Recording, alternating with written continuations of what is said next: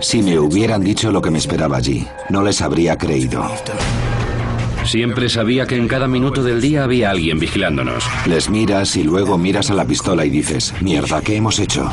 Sentí como si nunca más volviera a ver a mis padres. Solo recuerdo cómo latía mi corazón y que pensaba en lo que iba a hacer entonces. No era mi país, no debería haber estado allí. Había sangre por todas partes y yo y Paul éramos simplemente lo que... Si no estás dispuesto a luchar por tu vida, entonces no saldrás de aquí. Esto es el infierno. Encarcelados en el extranjero, Venezuela. Leicester, Inglaterra. Mi vida en Leicester me deprimía. Para un chico joven a esa edad era un muermo. Me cansaba despertarme, no tenía oportunidades ni dinero en los bolsillos, quería huir de todo. Trabajaba en el desguace de mi tío. Estaba realmente deprimido. Quería tomar una determinación y escapar de todo. Buscaba un reto, quería vivir una aventura. Quería ir a ver un poco de mundo. Conocí a Paul unos 10 años antes de que nos arrestaran. Toda esta historia empezó en un club nocturno. Había estado en este club nocturno muchas veces. Y allí vimos a otro amigo que hacía mucho tiempo que no veíamos. Había algo en ese tío que destacaba sobre los demás. Simplemente me llamó la atención. Le miré y pensé, vaya, parece alguien especial.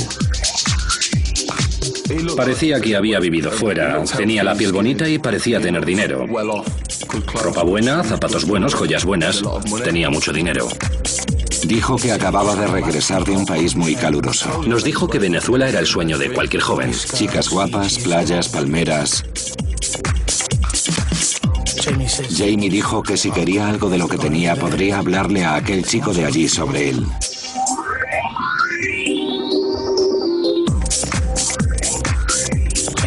Jamie nos llevó junto al chico ruso. Paul y Jean están interesados en hacer negocios contigo. Sabes, son buena gente de la zona, así que puedes confiar en ellos.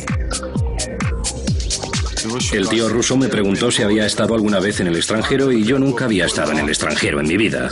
Me preguntó si le traería un paquete y yo le pregunté qué era.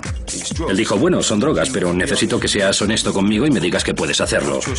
Yo confiaré en ti. Y le dijimos, bueno, ¿qué ofreces a cambio? Él dijo que nos pagaría el billete a Venezuela, nos alojaría en un hotel de 4 estrellas y nos daría dinero para gastar en nuestras vacaciones. Conoceréis a alguien, os darán drogas, a todos se os pagará en el aeropuerto, de modo que nadie interrumpirá a nadie. Y dijo que nos daría $8.000 a cada uno. Yo dije, bueno, ¿han cogido a alguien? Y me dijo que no eran unos aficionados, nosotros sabemos lo que hacemos. Es una organización. Dijo que había sobornado a la peña y que era imposible que nos pudieran pillar.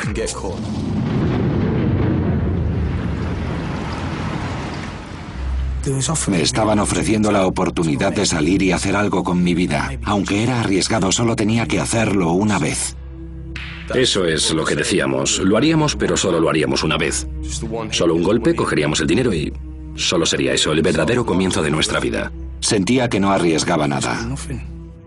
No tenía nada que perder. Me ofrecían un trato bastante convencional para mí. Aquel dinero extra le facilitaría las cosas a mi familia.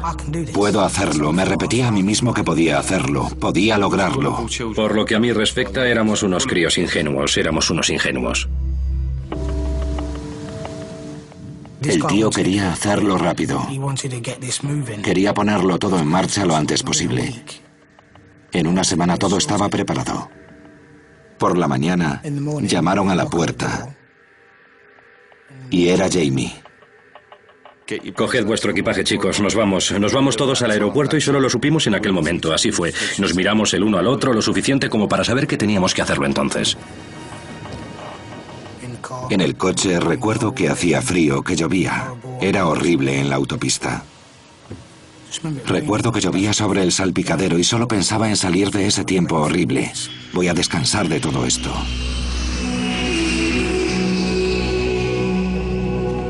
Era como el comienzo de unas vacaciones pagadas. Vamos a salir y a pasárnoslo bien. Y simplemente recuerdo mirar hacia el cielo, estar en las nubes y ver la luz del sol brillar a través de la ventana. Era precioso. La vista era impresionante desde allá arriba. Cuando tocamos el suelo, mi corazón me dio un vuelco. Me vi en un país diferente.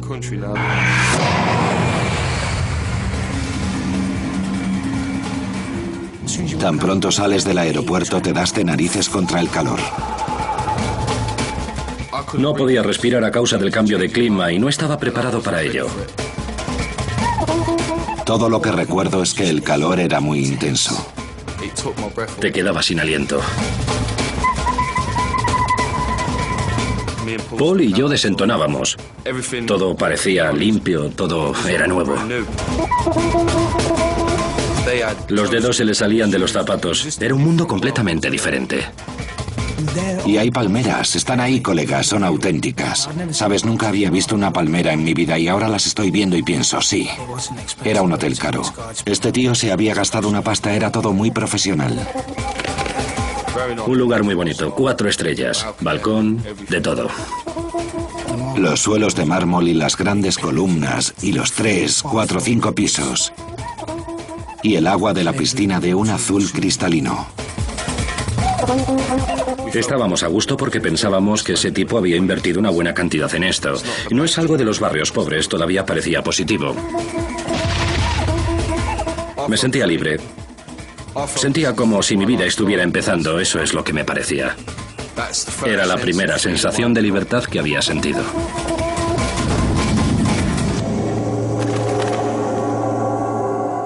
Si me hubieran dicho lo que me esperaba, no les habría creído. Ni en 1.000.000 de años me habría creído lo que nos esperaba.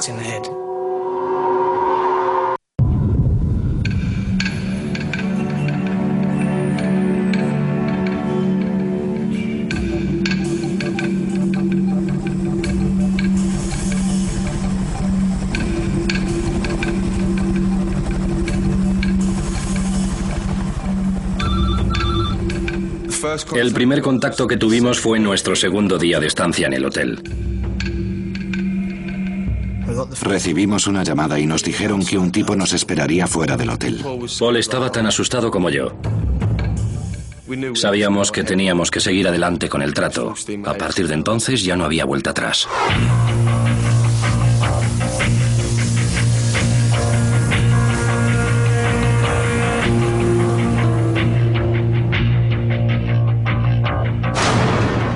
Subimos a la parte de atrás del jeep y el jeep arrancó.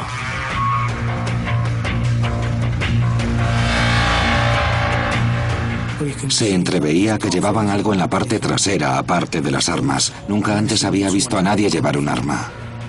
¿Sabes? Los miras y miras al arma y piensas, mierda, esto va en serio.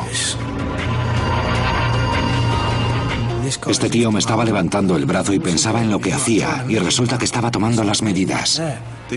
Dijeron que necesitaban medir la anchura del pecho, la anchura de las caderas y la longitud del pecho hasta la parte de abajo del estómago.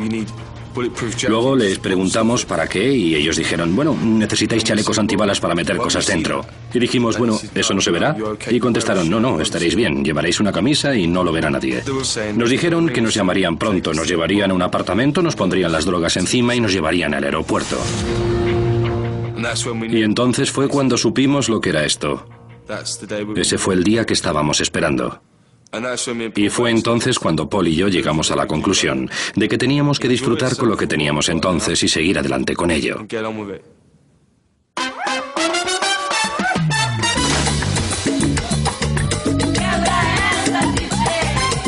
Ya que nos habían dado mucho dinero para gastar, nos habían dado $2.000, así que no paramos de hacer cosas. Yo disfrutaba de mis vacaciones. Íbamos de compras, íbamos a la playa, nadábamos en el mar, hacíamos surf, salíamos en barco. Nos levantábamos y nos íbamos de juerga. Bebíamos por la mañana. Solíamos bajar a los restaurantes y pedíamos cangrejo y marisco exótico. Nos sentábamos allí con las chicas. Estábamos con las chicas e íbamos a los clubs.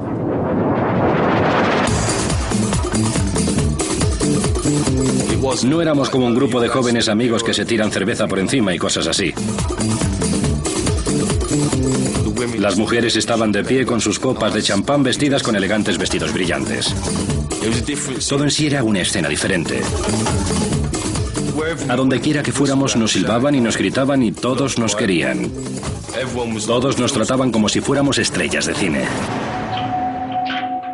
A menudo pensábamos en dejarlo, pero no éramos lo bastante valientes para hacerlo. Sabíamos que no podíamos abandonar sin que nadie tuviera que pagar por lo que ya habíamos empezado.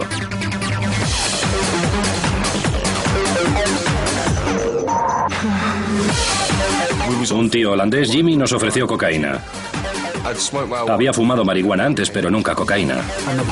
Hasta entonces no había probado la cocaína y no sabía cuánta tomar. Simplemente empecé a enloquecer.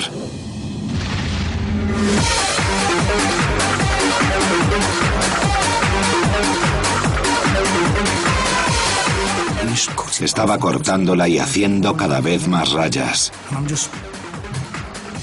Creo que tomé demasiada.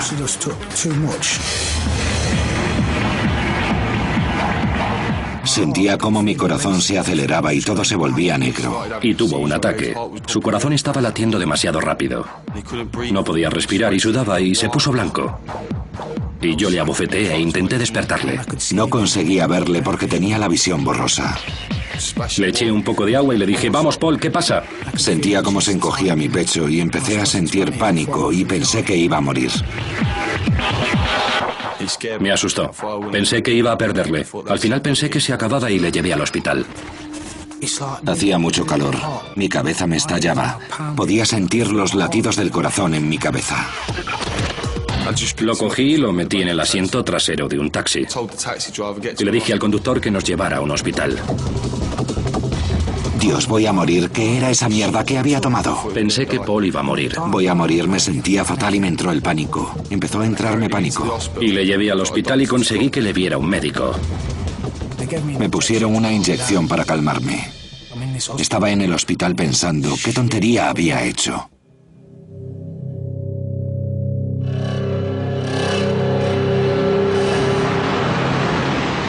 Nos tomamos las vacaciones con más calma después de aquel ataque. Me hizo recapacitar. Ya no quería hacerlo porque esa mierda casi había acabado con mi amigo. Nunca había pensado que si metía esta droga en el país podría matar a personas o que podría causar algún daño a familias u otras cosas.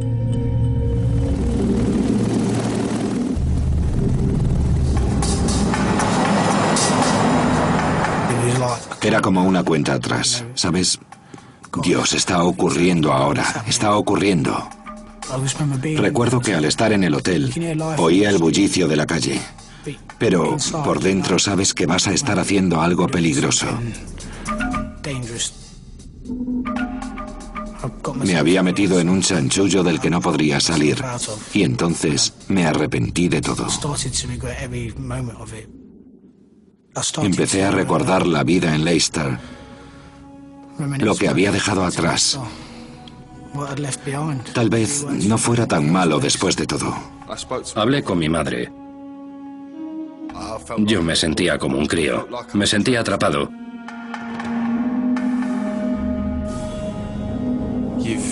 Te has metido tú solo en ese lío, así que ahora apechuga con ello y sal tú solo. Tienes que salir tú solo. Nadie te ayudará. Apáñatelas como puedas.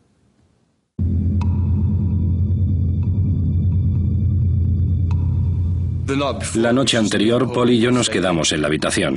Estuvimos dando vueltas en la cama casi toda la noche sin pegar ojo. Sudaba. Estaba nervioso y no podía conciliar el sueño porque pensaba, Dios, ¿qué he hecho? Tengo que seguir adelante, ahora ya no hay vuelta atrás, ya está decidido. Y cuando finalmente me quedé dormido fue solo durante un par de horas y después me volví a despertar.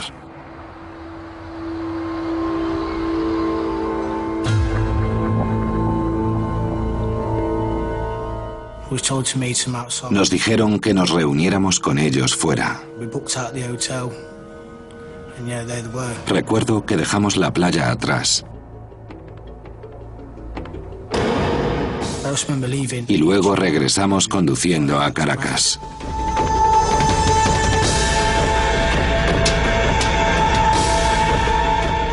La gente iba de un lado para otro. En las montañas se veían unas chabolas. Era una vista horrenda. No había visto algo así en toda mi vida y me dije, cielo santo. Me sentía como si hubiera entrado en un país del tercer mundo. Aquel no era mi país. No debería estar allí. Nos llevaron a un apartamento bastante deprimente. No era como esperaba.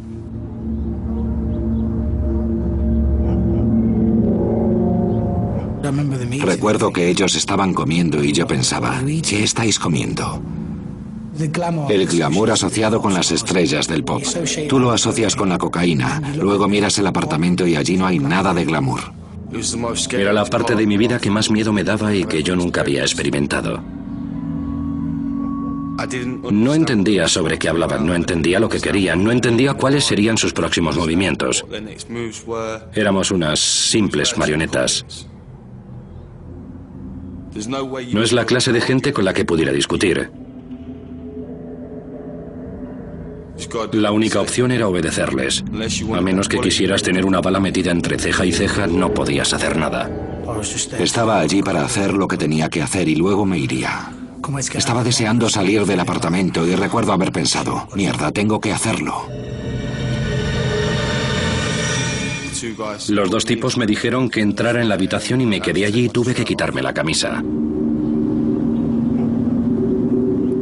Él sacó un chaleco y recuerdo que pesaba mucho y cuando me lo puso a la espalda era como... Estaba de pie con los brazos abiertos y me pusieron la chaqueta y sentí un gran peso sobre los hombros. Sabía que en la chaqueta había bastante más de lo que el tipo ruso nos había enviado a recoger. Habían subido los cordones hacia arriba y nos habían cosido los hombros y lo hicieron de modo que estuviera más apretado alrededor del estómago. Era casi imposible que yo mismo me pudiera quitar el chaleco. Recuerdo haber pensado, aquí vienes a que te equipen. Recuerdo haber pensado que antes que yo aquí había venido más gente. Pero ahora sabía que lo iba a ver por mí mismo. Me miré en el espejo y luego pensé, ¿dónde me he metido? Pero ahora ya lo llevaba a cuestas, me lo habían cosido. Me habían pagado las vacaciones. Habían pagado todo lo demás y era como darse de narices contra una pared. Y ahora no había otra salida, solo podía seguir adelante. Era así, estaba allí. Y esperamos hasta que la señora diera luz verde. De acuerdo, vamos. Y luego nos llevaron hasta el taxi, pagaron al tío y se fueron. Esa fue la última vez que les vimos. Si te soy sincero, era como si llevara puesta una camisa de fuerza. No puedes quitártela y está sujeta a ti con una correa y sientes como los paquetes se te clavan en los costados y solo quieres quitártelo tan rápido como sea posible. Recuerdo que Jim se dio la vuelta y me dijo, esto apesta. Tenía miedo de que la gente la oliera. Tenía miedo de que hubiera gente vigilándonos de camino al aeropuerto. Estaba completamente paranoico. Dejamos de hablar porque no sabíamos si el taxista también estaba implicado. Si el taxista estaba implicado y hacíamos cualquier movimiento extraño, nos pegarían un tiro. Sales del aeropuerto y lo único que ves a tu alrededor es a la policía y a toda la Guardia Nacional y piensas, mierda. Estaba asustado, pero no tenía que notarse y lo intenté con todas mis fuerzas. Recuerdo cómo me latía el corazón y lo asustado que estaba pensando lo que estaba a punto de hacer. Caminamos hasta la entrada principal del aeropuerto. Recuerdo que quería permanecer lo bastante alejado de la policía como pudiera. Me parecía que las chaquetas eran obvias. No que se vieran, sino que se sintieran. Si tropezáramos con alguien, sabría enseguida que llevábamos algo escondido. Habíamos estado en la cola durante 10, 15 minutos. Entonces se nos acercó un tío y se aproximó bastante a mí. Yo no tenía otra cosa en la cabeza que no se acercara, porque si me tocaba enseguida sabría lo que llevaba encima y entonces el juego habría terminado. Él me dijo, vamos, te echaré una mano. Y yo le grité al pobre hombre, no, no hace falta, gracias. Y él me contestó, vale, de acuerdo, y se marchó. Jim se giró y me dijo que no necesitábamos todo eso. Me giré para pasar inmigración y recuerdo ver a este tío allí de pie con camisa y corbata. Recuerdo haber pensado que una vez pasara por inmigración lo habría conseguido. Me habría ganado mi sueldo. Por el rabillo del ojo pude ver a un guardia a su lado y junto a él había un perro. Mi corazón empezó a acelerarse e intenté no llamar la atención mirando hacia abajo sin perder de vista a ese perro por el rabillo del ojo. Y mientras lo hacía pensaba, Dios, ha llegado la hora de la verdad. Ellos nos habían asegurado que ya habían sobornado a los del aeropuerto y que todo marcharía sobre ruedas y que dejara de preocuparme. Ahora iba a comprobarlo por mí mismo. ¿Les habían sobornado o no? El perro no parecía estar interesado en mí, y yo me preguntaba, ¿cómo era posible que el perro no oliera lo que llevaba encima? Eso fue lo que me convenció. Sí, estos tipos habían sido sobornados. El tío me hablaba como si me conociera de toda la vida. ¿Estás bien, amigo?, me preguntó. Sí, no hay ningún problema, le respondí. Eso fue una tomadura de pelo, fue pan comido. Pasamos por inmigración sin ningún problema.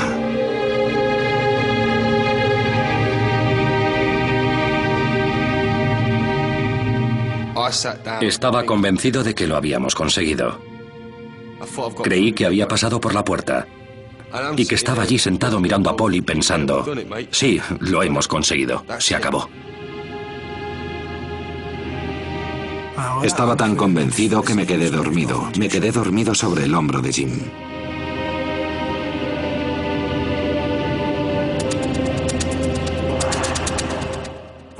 Yo estaba allí esperando, pero odiaba estar allí. Solo quería subirme al avión y acabar con todo eso de una vez. Y entonces fue cuando me entró la paranoia. Estábamos allí sentados y todo el mundo nos miraba, a Paul y a mí. Había dos tipos que nos estaban mirando de forma extraña. Pensé que sabían que llevábamos algo encima. Paul se quedó dormido y se apoyó sobre mi hombro y yo le empujé para decirle que aquellos tipos nos estaban vigilando. Y se puso cada vez más nervioso. No, esto no me gusta nada. Cierra el pico. Cálmate, relájate. Estamos llamando la atención. Pero debía haber estado engañándome, sentado allí mirando. Sabía que ellos nos estaban vigilando. Pensé, venga, vamos a deshacernos de todo esto. Venga, vamos al servicio y deshagámonos de ella. No podía ir a los servicios y deshacerme de la droga porque estaba cosida a mí. ¿Cómo voy a deshacerme de la droga? Veía cómo se ponía nervioso y al verle me puse paranoico y aún más nervioso. Estábamos allí los dos sentados pensando, mierda, nos están vigilando. Entonces anunciaron el embarque de nuestro vuelo con destino a Inglaterra.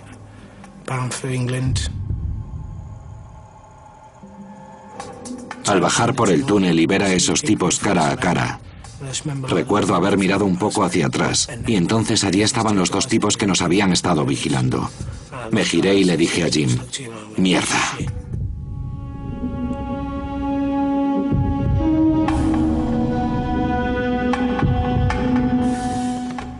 El túnel parecía que se hacía cada vez más largo y me concentré en pasar por delante de ellos, sin llamar su atención, sin que nos vigilara. Me concentré en subir al avión y perderles de vista, pero no nos quitaban la vista de encima, como si supieran que llevábamos algo encima. Llegamos justo a la puerta y me pidieron que levantase los brazos de este modo y me cachearon por los costados. Y fue entonces cuando pensé, mierda. Y ese tío me miró y sacudió su cabeza. Y pensé, hasta aquí hemos llegado. Mi mundo se tambaleó y pensé en lo que había acabado de hacer, en lo que había hecho. Y nos llevaron a Jim y a mí a una sala muy pequeña.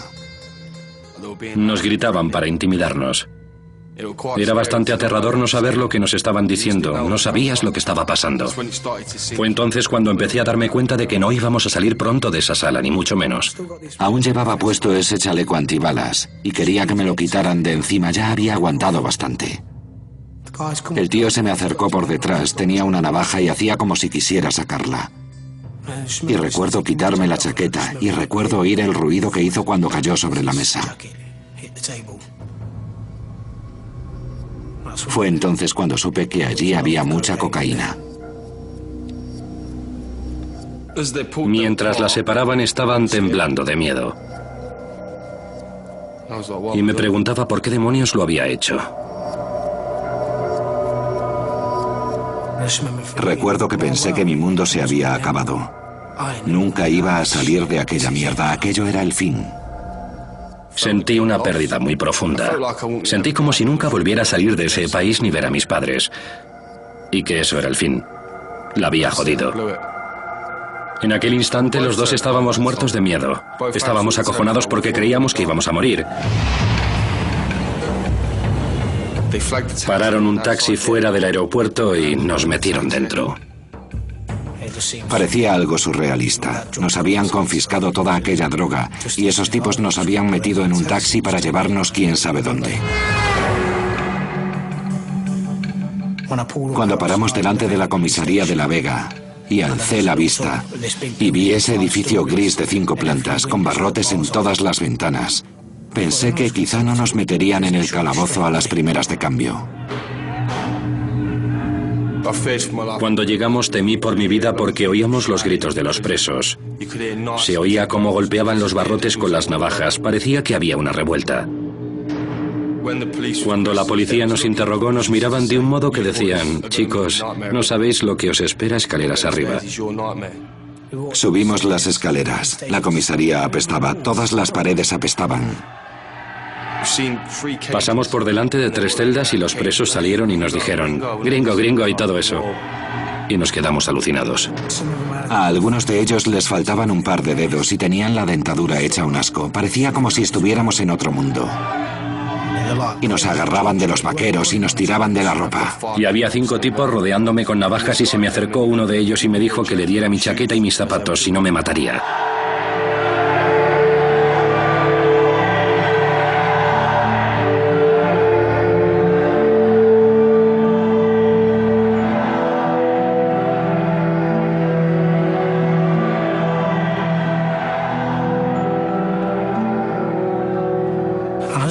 Solo tenía ganas de echarme a llorar, pero no podía. No podía porque no quería que me vieran llorando. Pensé que si les dejaba verme llorar desde el primer día estaría acabado. Tenía que cambiar el careto. A 11.265 kilómetros de distancia de mi casa, mi madre no estaba allí para ayudarme.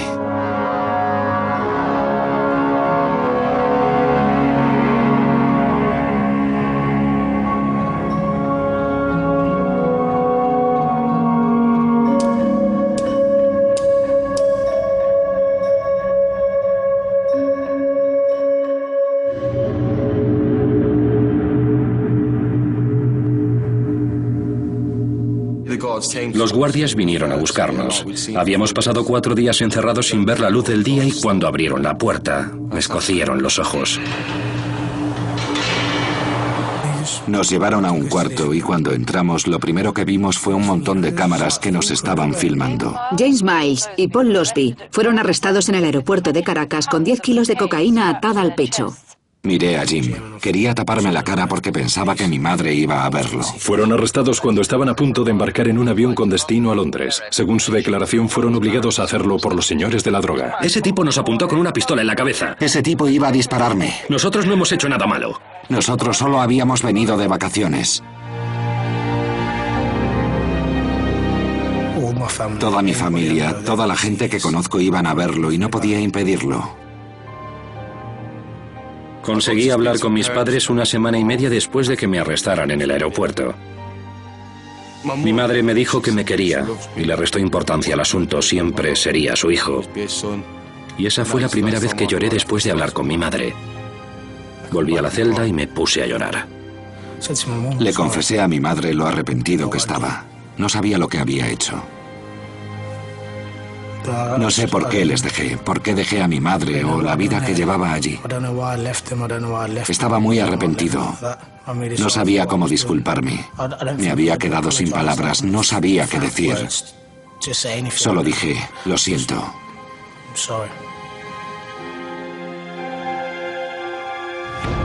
Comisaría de Policía La Vega, Caracas.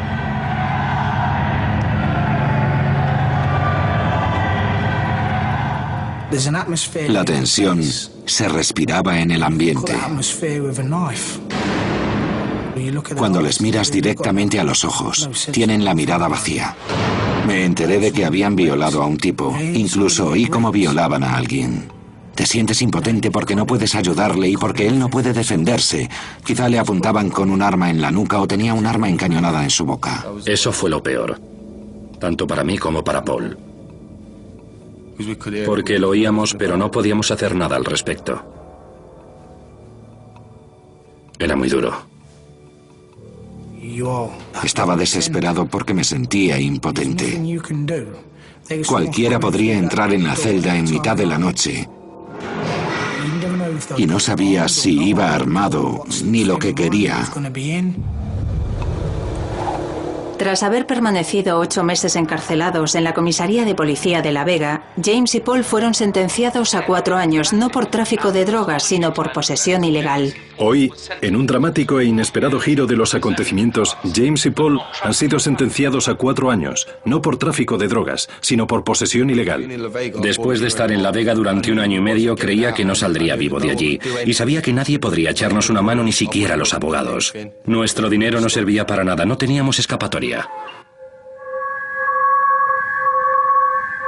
Nos las apañamos para conseguir una cámara, con la ayuda de la familia de Jim, y sobornamos a un policía para que nos la dejara tener.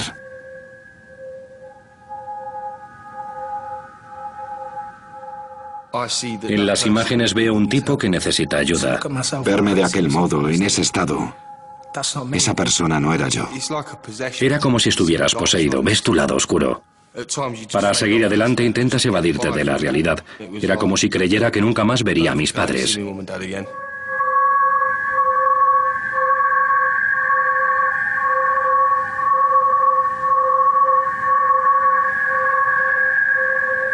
A petición del gobierno británico, Paul y James fueron retenidos en la cárcel de la comisaría en lugar de ser encarcelados en una prisión estatal, por su propia seguridad. El gobierno británico creía que nos estaba protegiendo, pero Paul y yo sabíamos que corríamos más peligro allí que en una prisión de máxima seguridad. Me lo habían advertido muchas veces, que no te enchironen, tío. Se matan los unos a los otros. En la cárcel puedes comprar granadas y conseguir armas. Cuando estás en la comisaría no sabes si creértelo o no. Pero aún así, sentía como si me estuviera pudriendo. Prefería bajar a luchar y correr peligro en lugar de pudrirme en ese agujero. Tras 2 años y medio en la celda de la comisaría de La Vega, James y Paul fueron trasladados a una prisión estatal. Nos sacaron de la comisaría y nos metieron en la parte trasera del jeep de la Guardia Nacional. Solo puedes ver como un perímetro de vallas y guardias de pie en las torretas. Y te da la impresión de que es como si fuera algo que has visto en una película. Los guardianes tienen la misión de vigilar el perímetro. Los presos son los que dirigen la cárcel. Cuando entras ves a tipos con la cara desfigurada sin miembros y después de eso ves todas las armas y las granadas que circulan por allí. Era 10 veces peor que el infierno. Vi a un tipo que conocí en la comisaría y me dijo, ¿recuerdas cómo estábamos en la comisaría y todo eso? Y yo le respondí, sí. Y él me dijo, pues olvídalo porque aquí no es como allí. Me dijo que allí tenía que luchar por mi vida y que si no estaba dispuesto a hacerlo entonces nunca saldría de allí. Era el infierno. Era aterrador porque era completamente diferente y encima éramos los únicos ingleses que había allí.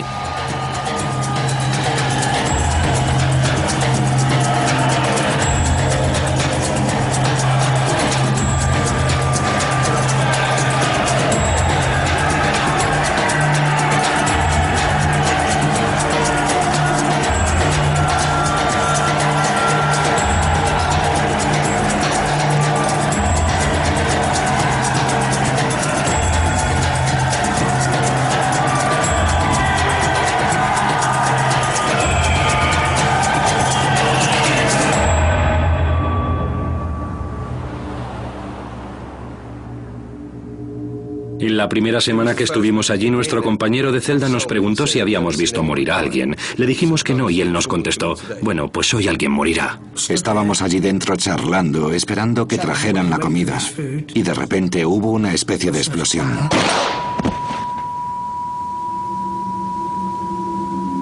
Fue como un zumbido en los oídos y entonces me giré y vi a ese tío tirado en el suelo. Le habían disparado en la cabeza y sus sesos estaban esparcidos por todas partes. Todo estaba cubierto de sangre. Paul y yo nos preguntamos qué demonios había pasado. No podíamos dar crédito. Solo llevaba allí 2 días y le habían disparado a un tío delante de mis narices y sus sesos estaban esparcidos por el suelo. Y lo peor es que para ellos era algo bastante normal porque ocurría a diario en la cárcel. 3, 4 o 5 personas eran asesinadas cada semana. Y todo por el poder y la posesión. ¿Quién tiene más drogas? ¿Quién tiene más armamento? ¿Quién tiene más balas? ¿Quién tiene más granadas? La vida no tenía tanto valor como el euro que cuesta una bala. Y el hombre que ha tenido las agallas de apretar el gatillo. Y tienes la sensación de estar huyendo continuamente y arriesgando tu vida todos los días. Te acuestas por la noche y te preguntas qué pasará al día siguiente. ¿Sobreviviré mañana o sobreviviré la semana? ¿Volveré a ver a mis padres?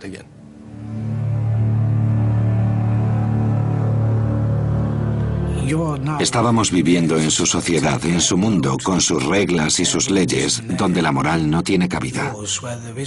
La moral no existe. Sales al escenario donde te conviertes en uno de ellos y vives como ellos y te comportas como ellos y haces lo que ellos hacen para poder sobrevivir.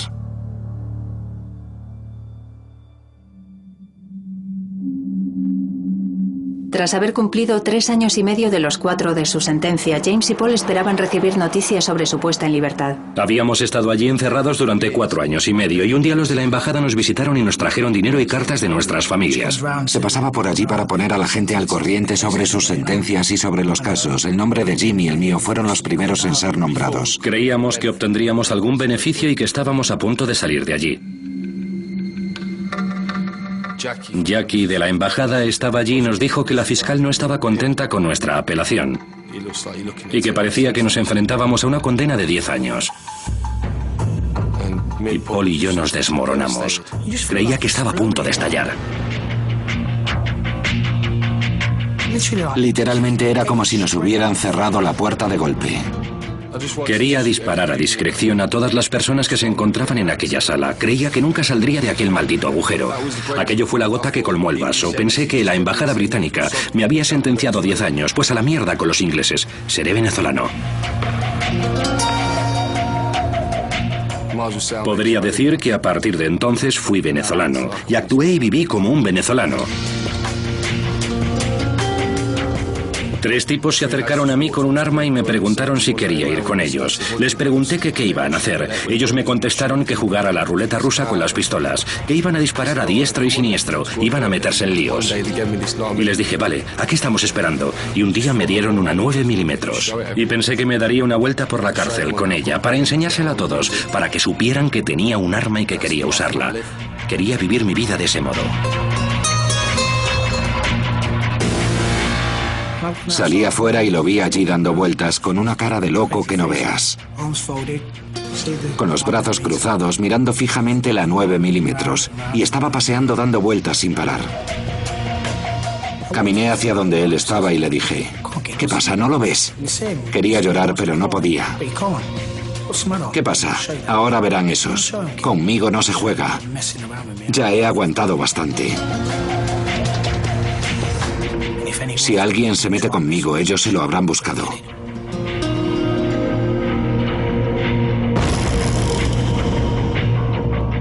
Y él se convirtió en uno de ellos, jugando a la ruleta rusa con las pistolas. Es decir, ¿qué clase de desalmado hace esa clase de cosas? Los tipos esos querían jugar a la ruleta rusa. Me preguntaron si alguna vez había jugado y yo les respondí que no. Nunca lo había hecho. Y me fui a hacer clic. Me tocó el turno de hacerlo, pero esa vez no salió ninguna bala. El tercer tipo también había apretado el gatillo. Y había un tipo que no formaba parte de la banda y uno de los tipos se le acercó e hizo así.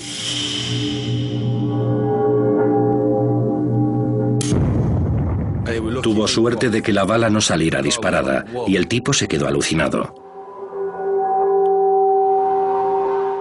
Ver cómo tu propio amigo hace esa clase de cosas y que se jugara la vida de ese modo me hizo pensar que lo estaba pasando bastante chungo como para decir, bueno, ¿sabes qué? Me importa un carajo. Llamé a mis padres y les dije que no quería volverles a ver en mi vida. Imagínate el golpe que debió de ser para ellos.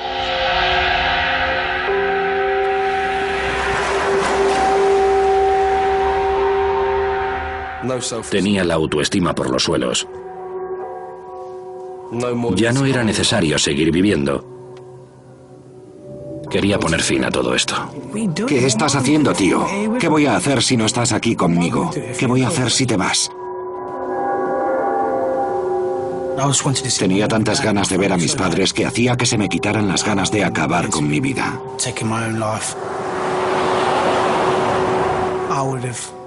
Habría hecho lo que fuera, con tal de volver a casa y ver a mi familia y amigos. Lo que fuera.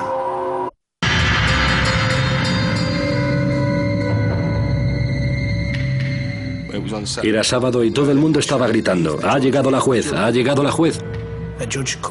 Había llegado la juez para liberar a 2 presos.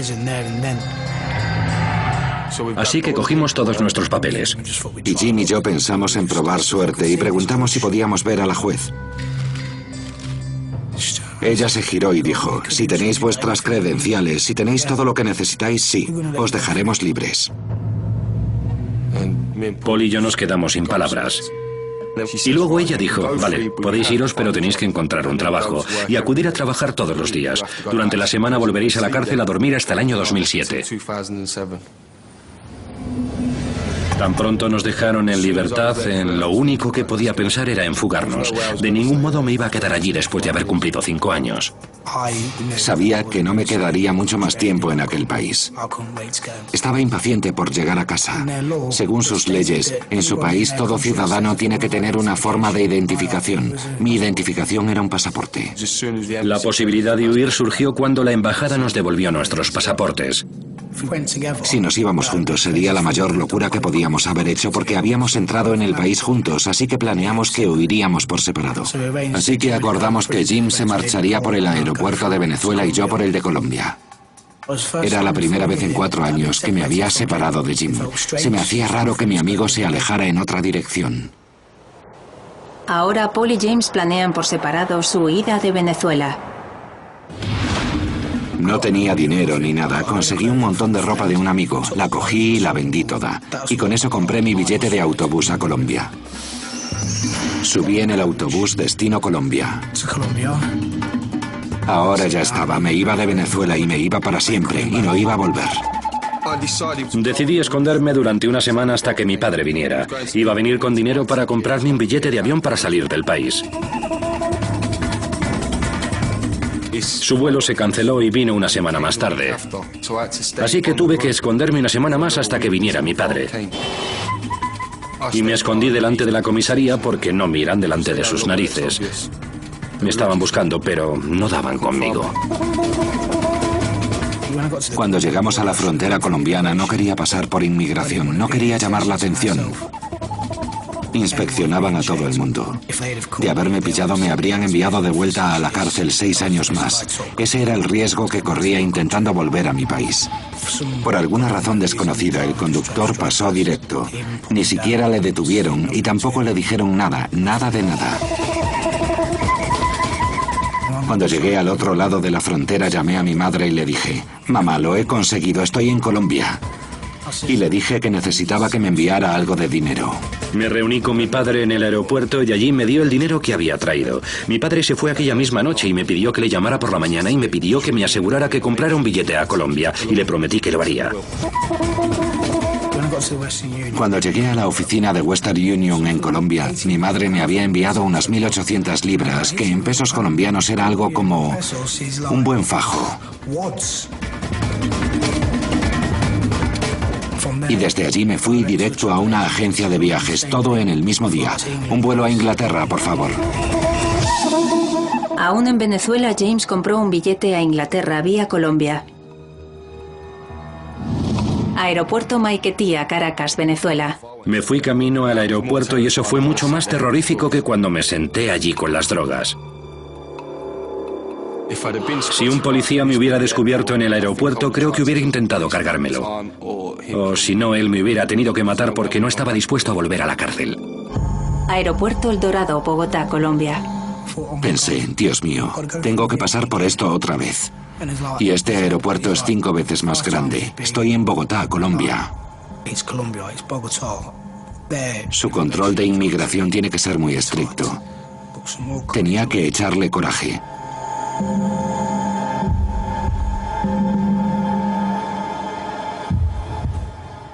Pasé directamente por inmigración y ni siquiera me miraron, ni siquiera pestañearon. Y entonces lo supe. Una vez había pasado inmigración y estaba sentado en la sala de embarque, pensé, se acabó, vuelvo a casa. Me bajé del avión en Colombia y caminé. Entonces reconocí una mano y pensé, conozco esa mano. Entonces me giré para ver quién era y vi a Paul allí sentado. Y nos miramos el uno al otro y dijimos, lo hemos conseguido, tío, somos libres, nos vamos a casa.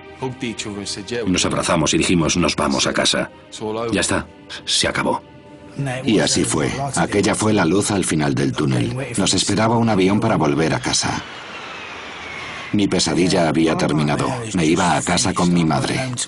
Paul vive en Leicester, donde trabaja como carpintero. Tiene 3 hijos con una mujer colombiana que le visitó mientras estuvo en la cárcel en Venezuela.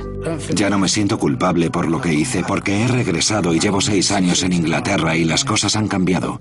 Soy como todos los demás, todos cometemos errores. Solo tienes que enmendarlos y seguir por el buen camino. Y hacer que tus padres se sientan orgullosos de ti y que la gente que te quiere también se sienta orgullosa de ti, porque al fin y al cabo ellos son los que de verdad importan. James trabaja en el departamento de tráfico del ayuntamiento de Leicester. Está casado y tiene un hijo pequeño.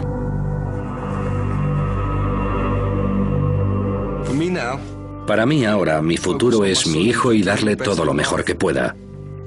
Quiero estar ahí y apoyarle siempre. Trabajar por él y para él. Y protegerle. No quiero ser alguien que no le apoye o que esté en la cárcel. Y tampoco quiero mostrarle el lado negativo de la vida. Y ahora estoy aquí para continuar con mi vida y seguir adelante.